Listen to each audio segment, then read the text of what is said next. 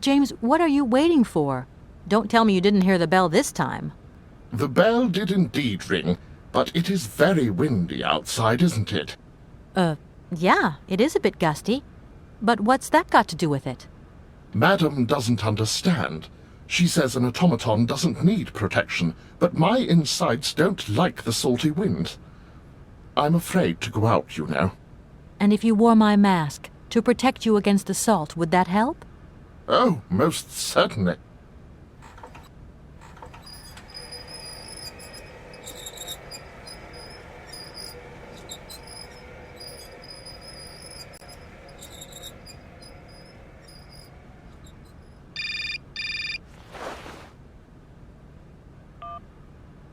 Katie Pooh. So, have you met her yet? This Helena person? What's she like? Does she remember Frank? Hi, Mom. Yeah, sure. I met her, and yeah, she's living in Arlbad. You can thank Frank for me again. I'll remember too, honey. So, what's Arlbad like? Maybe Frank can take me there one day. It's this seaside resort, Ma, but it isn't what it used to be. You'd be real disappointed. Maybe you're right. So, when are you coming home? Is that mission all over then? Not really, Ma. I still haven't found the heir I'm looking for to wrap up the case. Helena Romansky's a kind of detour here. Listen, Munchkin, I get the distinct impression that you're being led up the garden path. Why don't you just come home, tell your boss this heir just doesn't exist, that you've done all you can, et voila. Do you want me to call him for you? Ma, please, don't get involved. Looking for Hans Vorarlberg is what I'm being paid for. But I also just want to find him for myself. Honestly, you're just as stubborn as your father. Don't complain that your mother didn't warn you. Don't worry, I won't.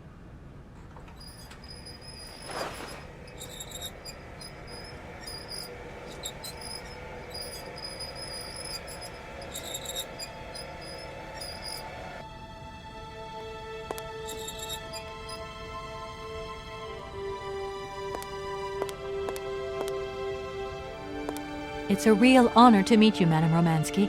People have told me so much about you. People still talk about me. Oh dear.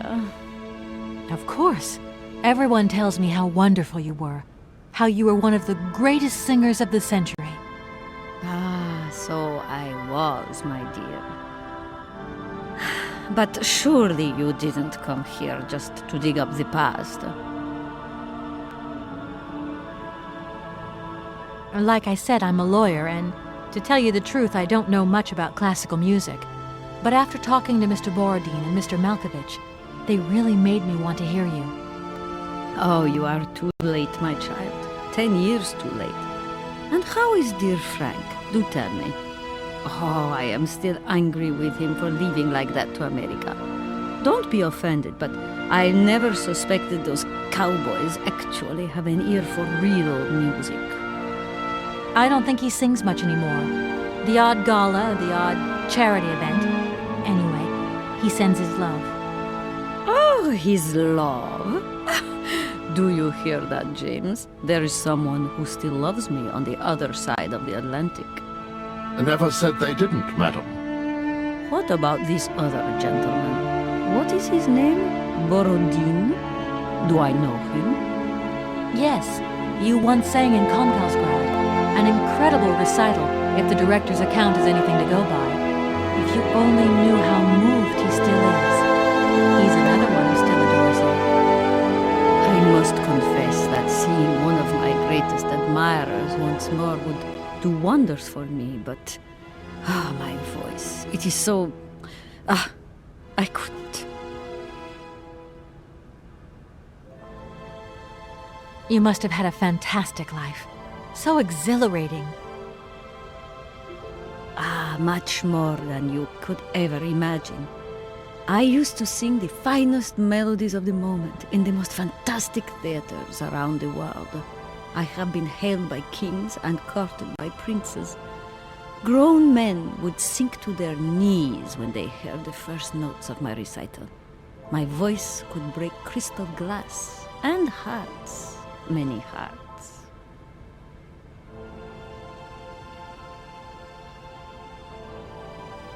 I'm not surprised. Then one day sickness steals away the gift life has given you. My voice started to betray me. I started to get migraines. My health failed. They sent me here to let the spa town weave its healing spell. I was only going to rest for a month, but then the month became a year and the years get longer. But you look so healthy to me. Oh, thank you, my dear.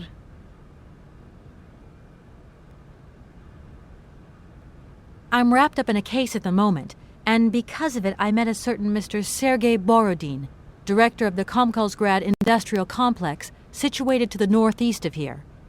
Ah, I remember that factory. Oh, a sad city indeed.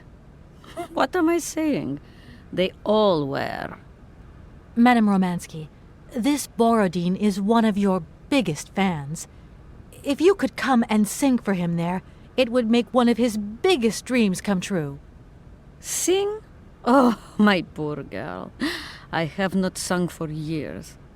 Time has taken its toll. My voice is like the rest of me. Faded and wan, like my heart. Oh, aren't you going a bit far there? I bet you've still got a great voice. Oh, you are the sweetest cherry, my dear. I am not senile yet, but I look reality in the face every time I look in the mirror, and I can tell you, singing is something I did in the past. Madame Romansky, please understand I would never have come so far to disturb you if I didn't really need your help. I understand, my dear, but my health is failing me, as does my voice. Believe me, no one is sadder than I. Look, please, you absolutely have to come with me to Komkalsgrad. It's the only way I'm going to get my train back and be able to carry on my journey. Your train? That's right. I've been traveling on this amazing locomotive with this automaton engineer.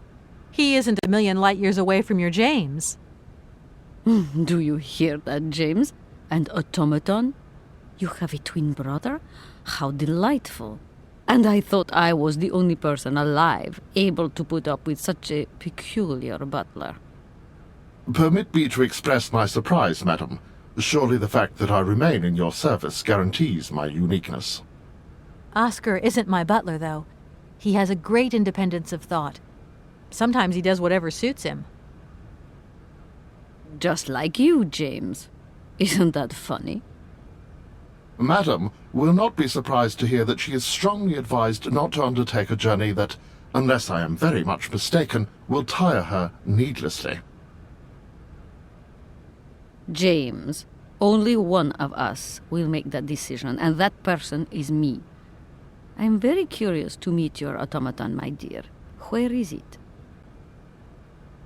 He had to stay with the train in Komkalsgrad. The director used his hands for the final touches on his pianist. It's the same pianist that will accompany you when you sing. How quaint! Another automaton. And this one can even play along with me? Play for me? Ah, why does my voice abandon me so now?